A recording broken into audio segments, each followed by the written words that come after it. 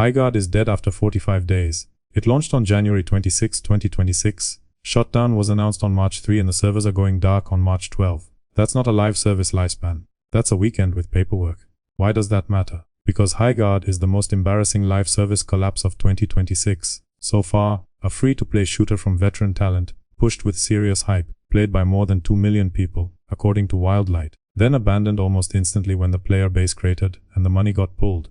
I'm 100% human, mostly because no AI would require this much coffee to function at a basic level. So, let's call it what it is. This wasn't some tiny game that nobody noticed. This was a fully loaded industry swing. Big reveal, big names, big promises, big confidence. Then actual players touched the thing and it folded like a cheap camping chair. You can practically hear the exec meeting now. But we had veterans. Yeah, and my microwave has buttons. Doesn't mean it can land a plane. Here's the one-sentence version of what happened. Highguard got revealed during the Game Awards 2025, launched on January 26, lost roughly 90% of its players in the first week, suffered layoffs in mid-February, lost backing when Tencent pulled funding on February 11, announced shutdown on March 3, and now gets buried on March 12. Here's the one-sentence reason it matters. Highguard didn't fail because it was ignored. It failed because the market looked right at it, tried it, and almost immediately decided it wasn't worth the time. That's brutal. It's also way more damning than some nobody gave it a chance excuse. People did give it a chance. Millions of them. That door was wide open. The audience walked in, looked around, and left the same way you leave a party when the host says, "Before we eat, let's do an icebreaker." Nobody wants that. Nobody asked for that. Everyone suddenly remembers they have work in the morning. A big chunk of this mess starts with pure hubris. Reporting around the collapse says former developers blamed exactly that, with leadership apparently believing they had another Apex level hit on their hands. That is the kind of sentence that should activate a fire alarm in your brain. Making one big game does not mean the universe owes you a sequel to your own luck. Different genre climate, different audience mood, different year, same executive ego. Bad formula. Wildlight had serious pedigree. Leadership included people with credits tied to Apex Legends, Titanfall, and Call of Duty. On paper, that should have bought some trust. In reality, pedigree gave them visibility and almost no protection. Players are way too tired now to kneel just because a studio website says from the creators of. That phrase used to create anticipation. These days it creates suspicion. Especially in live service. Especially in hero shooters. Especially when the genre already smells like burnt plastic and missed promises. Then came the reveal, and this thing walked straight into traffic. Highguard got the One More Thing slot at the Game Awards. That slot is supposed to announce something huge, something people will remember for the right reasons. Instead, a tired audience got another multiplayer service game, asking for long-term devotion before it had earned 10 seconds of trust. That choice turned the reveal into a target. People were already exhausted by the genre, and the spotlight made the backlash louder. The funniest part is that the studio reportedly wanted to shadow drop the game at first. Quiet release, little warning, minimal runway. Let it appear and let momentum build naturally. That strategy worked once for Apex, so, of course, the industry learned the wrong lesson and treated it like holy scripture, carved into stone tablets. Geoff Keighley liked the game, wanted it at the Game Awards, and suddenly Wildlight had early exposure, without the ideal setup they wanted. That change mattered because, once a first impression goes sideways, silence doesn't create mystery. It just gives people more time to roast you. By launch day, the mood was already ugly. Players were sick of hero shooters, sick of forever games, sick of publishers acting like every new service title deserved a second job's worth of loyalty. So Highguard arrived carrying that baggage, before anybody even tested the movement. Great start. Love that for them. Now add the technical side. Highguard launched as a free-to-play shooter on January 26, which should have helped. No entry fee. Easy install. Huge funnel. That model only works if the game instantly proves it deserves space on your hard drive. Free-to-play doesn't buy patience. It removes the excuse to stay. When something's free, quitting feels effortless. The second a match feels clunky, the second the server lags, the second the core loop gets annoying, players bounce and never look back. That is exactly what happened here. Reporting says Highguard hit a strong launch peak, then lost about 90% of its players within the first week. A lot of games cool off after release. 90% in 7 days is not cooling off. That's the building emptying because somebody yelled gas leak. You don't need a post-mortem to know the vibe is bad when the graph looks like it fell down an elevator shaft.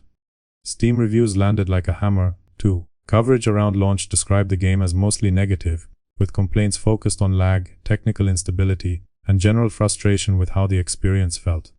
A free-to-play multiplayer game lives and dies on early momentum, and early momentum here got kneecapped in public. Once that label sticks, the entire first week becomes a warning sign for anyone still sitting on the fence. Nobody wants to be the guy downloading a headache because a trailer looked expensive. Then there's the gameplay loop, which is where this whole thing turns from rough launch into who approved this. Highguard sold the fantasy of a 3 vs 3 PvP raid shooter, built around wardens, layered objectives, large maps, loot flow, fortifying, and the central shield breaker mechanic. Sounds complex, sounds ambitious. Sounds like something a product deck would call genre-defining, right before users define it as annoying. Players kept bouncing off the same issue, 3 vs 3 teams moving through spaces that felt too large, too much downtime, too much jogging, and not enough immediate payoff. That design problem matters because shooters live on rhythm. Snap, move, fight, reset. Highguard looked like it wanted the player to loot, fortify, read the map, manage objectives, think about macro pressure, and juggle class identity, while wandering around a map that felt built for more bodies than the mode actually had. That doesn't feel deep. That feels like homework wearing a crosshair. The audience called it boring, and that tracks. Not because nothing was happening, but because too much of the wrong stuff sat between the player and the fun. People in the community also started circling a rumor that Wildlight may have spent more on creator partnerships and launch hype than on server stability and netcode. That rumor hit because it fit the modern corporate stereotype perfectly: pay for noise, skip the plumbing, and hope the audience confuses visibility with quality. There were definitely high-profile, creator-facing beats and launch events around Highguard, so that side of the story didn't come from nowhere. Still, the hard facts don't need that rumor to make the game look awful. The documented collapse is already enough. Players slammed it for lag and rough performance, Steam sentiment was bad, retention imploded, and the money left when the numbers kept falling. If somebody spent too much on flashy marketing, that only makes the punchline richer. The corpse was already on the floor. All the rumor does is speculate about which tie looked best at the funeral. Now the human cost kicks in, and this is where the joke stops being funny. Reports say Wildlight hit mass layoffs in mid-February, just over 2 weeks after launch. Imagine shipping a game, maybe thinking you'll get a few months to stabilize it, then suddenly finding out the studio is being gutted because the numbers collapsed too fast. That's vicious. Staff reportedly thought they had more time. Instead, the team was reduced to a core group, basically handling shutdown duties. That is the ugliest possible version of post-launch support. The funding side makes the rest of it click into place. Highguard carried this independent studio aura in the marketing, but reporting says Tencent was the primary financier. Then, on February 11, after retention tanked, Tencent reportedly pulled the funding. There it is, the quiet little secret under the whole operation. Independent until the spreadsheet panics. Creative freedom until the investor sees the retention chart. We believe in the vision, right up until the moment the money sprints out the fire exit. That also explains the weird signals people noticed in February. Website problems, silence, layoff reports, shrinking staff, the runway was gone. Once Tencent stepped back, Highguard stopped being a shaky launch and became a countdown timer, dressed up as a live service. Everything after that was funeral logistics. And now we reach the part that feels like satire, written by a sleep-deprived intern. Wildlight announced on March 3 that Highguard would shut down on March 12. Fine, terrible but clear. Then came the absurd extra garnish, a final patch, around March 4 with a new warden, a new weapon, account level progression and skill trees. 7 days before death, that is comedy. Dark comedy, but still comedy. Imagine installing a hot tub in a house scheduled for demolition next Thursday. That's the same energy. Seriously, who is that content for? A new warden? Great. A new weapon? Fantastic. Skill trees? Lovely. The server is still dying in a week. That patch feels like someone in management refused to admit the future had already been cancelled. It's the perfect final image for this whole fiasco. A dead game, still trying to act alive, because nobody had the courage to stop talking like there was a long road ahead. There wasn't. The road ended at the parking lot. The most insane part is that Highguard still got more than 2 million players trying it. That number matters because it kills the excuse machine. This wasn't hidden. This wasn't ignored. This wasn't some noble underdog starved of attention. The audience showed up. The funnel worked. Curiosity existed. The barrier to entry was low because the game was free to play. None of that saved it because the one metric that actually matters in this genre is whether people stay. They didn't. That's why Highguard matters beyond one failed shooter. This is what live service burnout looks like in 2026. Players are tired. Publishers still act like audiences want another giant commitment machine dropped into an already packed market. Studios still chase old miracles with copied tactics. Executives still think veteran names and branding can brute force trust. Then the public takes one look, 1 week, maybe one patch, and decides it would rather play literally anything else.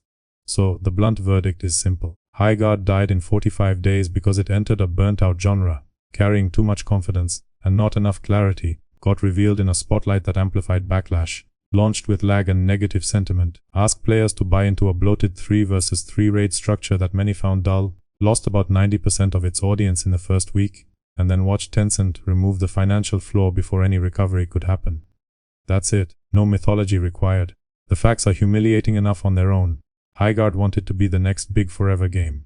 Instead, it became a free-to-play cautionary tale, with a cash shop, a funeral patch, and a lifespan shorter than some seasonal battle passes. That is the legacy, not misunderstood, not ahead of its time. Just another industry cell phone where the audience got sold confidence and handed confusion. Then the server lights started flickering, the money vanished, and the whole thing finally admitted what everybody already knew. It was over, almost as soon as it started.